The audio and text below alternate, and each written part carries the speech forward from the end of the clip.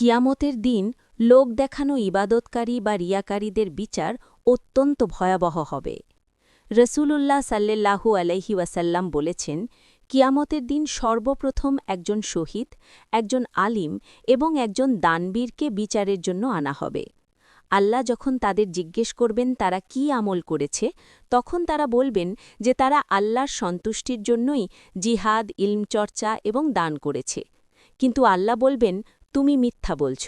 তুমি বীর উপাধি পাওয়ার জন্য যুদ্ধ করেছিলে, বড় আলিম হওয়ার জন্য ইলম শিখেছিলে এবং দাতা হিসেবে পরিচিত হওয়ার জন্য দান করেছিলে।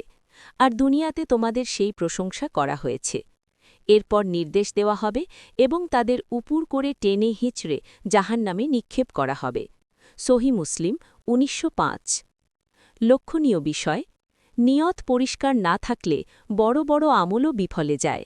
মানুষের প্রশংসা পাওয়ার ইচ্ছা আমলকে ধ্বংস করে দেয়।